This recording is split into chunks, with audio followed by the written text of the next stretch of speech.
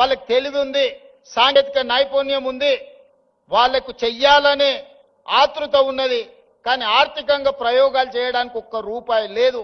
తల్లిదండ్రులు కూలీ నాలి పనులు చేసుకునే పేదవాళ్ళు ఉన్నారు. వాళ్ళ పిల్లల కోసం ఇవాళ స్టార్టప్ ఫండ్ ఇప్పుడు అక్కడి నుంచో ఇక్కడికి వచ్చిన 1000 కోట్లు ఈ రోజు పరిశోధన చేసే తెలంగాణ యువతకు అందించాలని అక్కడ ఒక గొప్ప ఆఫీస్ పెట్టి ఆ పిల్లలకు అక్కడ ప్లేస్ ఇవ్వండి, వాళ్ళ పరిశోధనలకు డబ్బులు ఇవ్వండి.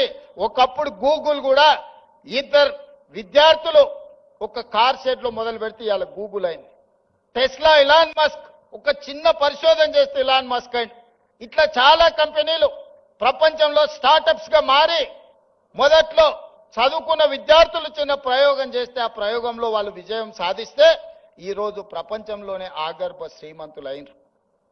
అందుకే ఇవాళ తెలంగాణ ప్రాంతంలో ఉన్న నైపుణ్యాన్ని వెలికి తీయాలని 1000 కోట్ల కార్పస్ ఫండ్ ఈ రోజు ప్రభుత్వ పరంగా నేను కేటాయించి మా తెలంగాణ పిల్లలు పరిశోధన చేస్తే ఒక్క రూపాయి కూడా పరిశోధనలో ఇబ్బంది పడొద్దు, వాళ్ళు రాణించాలి, వాళ్ళు బిలియనియర్స్ కావాలి, గ్రామీణ ప్రాంతంలో నుంచి ప్రపంచంతో పోటీ పడాలని 1000 కోట్లు అక్కడ కూడా పరిశోధనల కోసం కేటాయించి ఇంకొక 1000 కోట్లు జీవో తీసుకొని ఈరోజు ఉస్మానియా యూనివర్సిటీకి వచ్చిన. ఉత్త చేతులతో రానని ఆనాడే చెప్పిన. ఉత్తుత్తు మాటలు చెప్పే అలవాటు నాకు లేదు.